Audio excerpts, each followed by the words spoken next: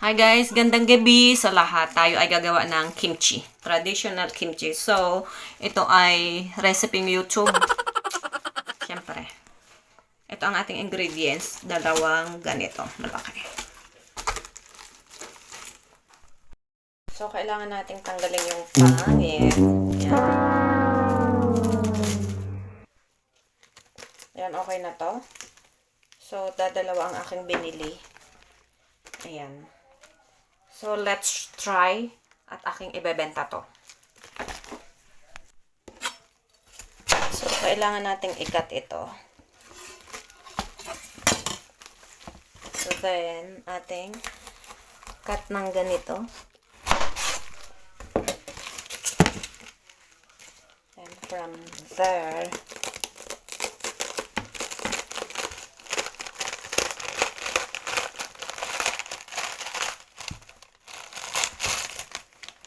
yan.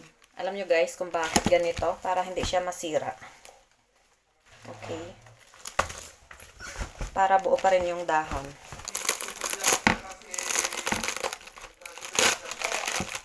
O, diba? Ang ganda niya. Ayan. Linisin natin ng cold water. Hindi pa pwedeng mainit. So, next natin gagawin ay ating lalagyan ito ng asin. Isa-isa dito sa kanyang dahon.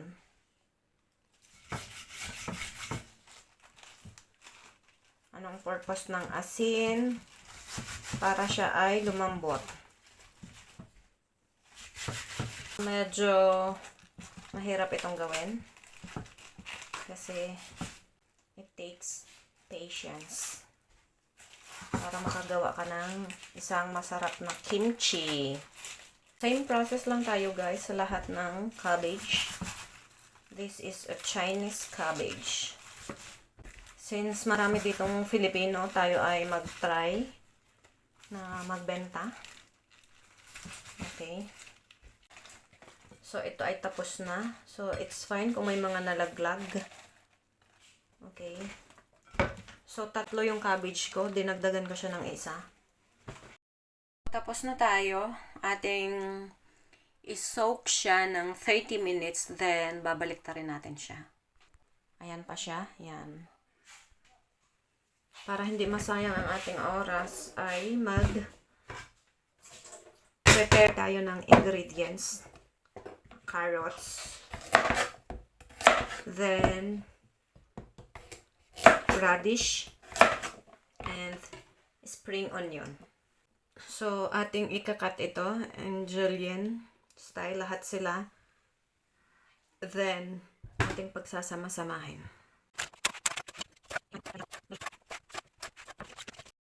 So, after 30 minutes, so ating babalik ta din. Another 30 minutes again. So, itong isa ganun din. So, ating babalik ta rin. Yan, pwede natin ilagay dito sa kabila. Let's wait for another 30 minutes para mas lalong lumambot. So, 1 hour mo siyang gagawin. Manipis lang yung gayat natin.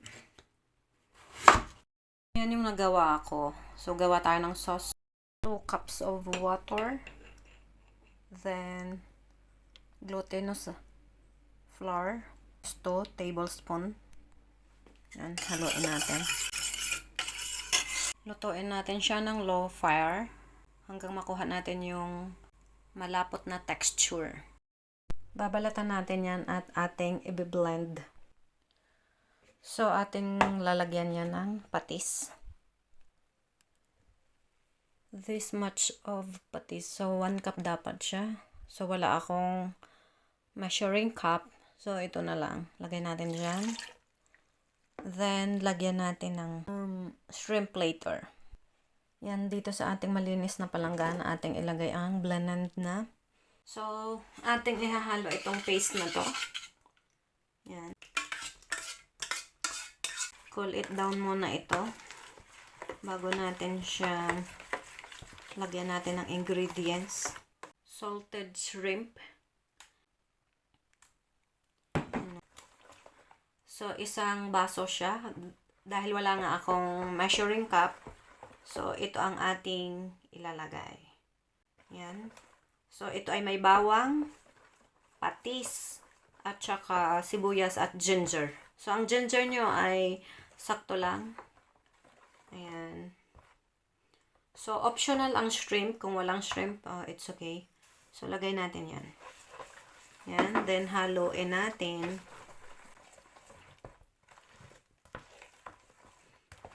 Guys, ang bango. So, kung gusto nyong maanghang, mag-additional pa kayo. So, marami akong gulay na inilagay. So, ayan. Inilagay na nga natin ang ating gulay. So, ito na yung gulay ko lahat, guys. So, pwede kayong gumamit ng gloves. Sa mga mahilig sa kimchi, shout out dyan. Medyo mahirap nga itong gawin at masalimuot. Mahabang proseso.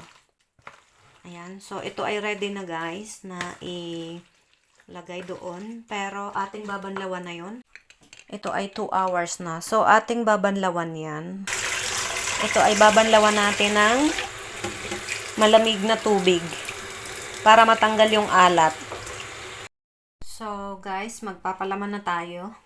So, ready na ang ating panglagay sa ating cabbage. So, ang ating cabbage din ay naandyan. Ayan. Lalagyan natin siya 1 by 1. Okay, guys? So, lalagyan natin siya. So, sa bawat dahon ay lalagyan natin. So, 12:30 na, guys. 12:20. So, nag-start ako dito ng mga 9:30. So, ito na siya, guys. Ayan. So, ating i-fold lang yung kanyang dahon. Then, ating ilalagay dito sa ating lagayan. Yan, guys. Ito yung tatlong cabbage. Ito yung kanyang kinalabasan. Ang dami niya. So, nagtutubig na siya. So, bukas ito natin. Makikita natin yung lasa natin. So, hindi ko pa siya natitikman. So, kumuha tayo ng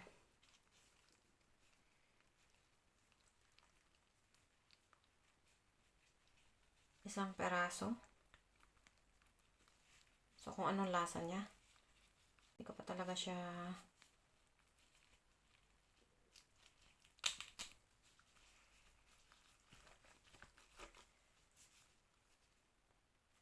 yan, guys. So, tikman natin.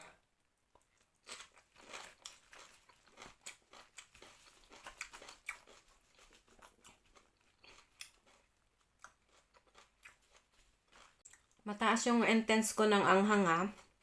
Pero, maanghang na siya.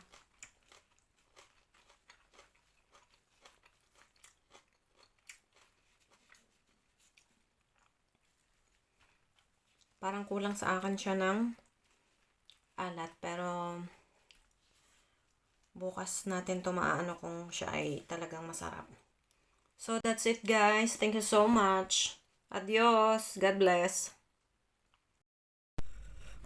Yan, guys. Hindi siya maganda yung aking lid. So, lagyan natin ng foil. Yan, kailangan natin i-reps siya, guys. So, yan.